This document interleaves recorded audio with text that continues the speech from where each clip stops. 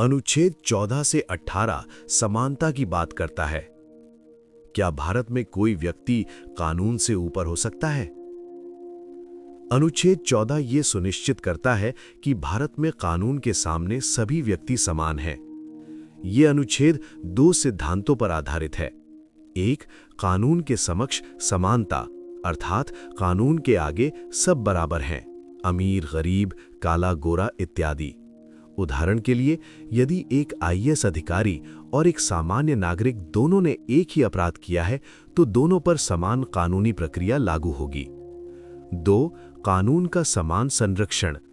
इसके अनुसार जिसको जिस हिसाब से जरूरत है उस पे उस प्रकार से कानून लागू होगा। जैसे वृद्ध, महिला, बच्चों इत्यादि के लिए अलग से कानून बनाए जा सकते हैं। ये अनुच्छेद 14 का हनन नहीं माना जाएगा। अनुच्छेद 14 वर्ग विशेष के लिए कानून बनाने को रोकता है, लेकिन युक्तिसंगत वर्गीकरण की अनुमति देता है। अनुच्छेद 15, भेदभाव का निषेध। क्या सरकार किसी नागरिक को उसकी जाति या धर्म के कारण रोक सकती है? अनुच्छेद 15 के अनुसार राज्य किसी नागरिक के साथ धर्म, जाति, लिंग, जन्मस्थान के आधार पर भेदभाव नहीं कर सकता। उदाहरण के लिए, यदि कोई सरकारी कॉलेज किसी विशेष जाति के छात्रों को प्रवेश देने से मना करता है तो ये अनुच्छेद 15 का उल्लंघन है। महिलाओं और सामाजिक रूप से पिछड़े वर्गों के लिए विशेष प्रावधान अनुच्छेद 15 के अंतर्गत अनुमत हैं। अनुच्छेद 16, सार्वजनिक रोजगार में समान अवसर। सरकारी नौकरी पहचान से मिले या योग्यता से। अनुच्छेद 16 ये सुनिश्चित करता है कि राज्य के अधीन नौकरियों में सभी नागरिकों को समान अवसर प्राप्त हो। उदाहरण के लिए, किसी सरकारी पद पर चयन परीक्षा और योग्यता के आधार पर किया जाना चाहिए, न कि राजनीतिक या पारिवारिक प्रभाव से। आरक्षण नीति अनुच्छेद 16 का ही हिस्सा है, जिसका उद्देश्य वास्तविक समानता स्थापित करना है।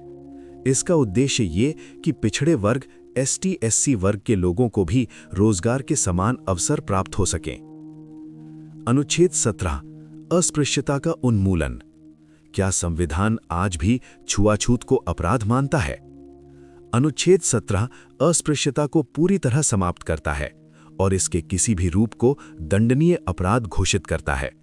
उदाहरण के लिए, किसी व्यक्ति को मंदिर, होटल या सार्वजनिक स्थान में प्रवेश से रोकना सीधे तौर पर अनुच्छेद 17 का उल्लंघन है, परंतु निजी स्थानों पर यह कानून पूरी तरह से लागू नहीं होता। अनुच्छेद 17 एक निरपेक्ष अधिकार है जिसमें कोई अपवाद नहीं है।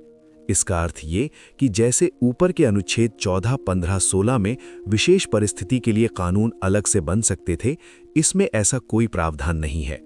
ये सब पर समान रूप से लागू होता है। अनुच्छेद 18, उपाधियों का अंत। क्या लोकतंत्र में किसी को सर या राजा बनाया जा सकता है? अनुच्छेद 18 राज्य को ऐसी उपाधियां देने से रोकता है जो नागरिकों के बीच कृत्रिम असमानता पैदा करें। उदाहरण के लिए, भारत रत्न और पद्म पुरस्कार सम्मान है, उपाधि नहीं, इसलिए वे मान्य हैं। इन्हें उपाधि नहीं, सम्मान की श्रेणी में रखा जाता है। अनुच्छेद 18 का उद्देश्य लोकतांत्रिक समानता और गणराज्य की भावना को बनाए रखना है।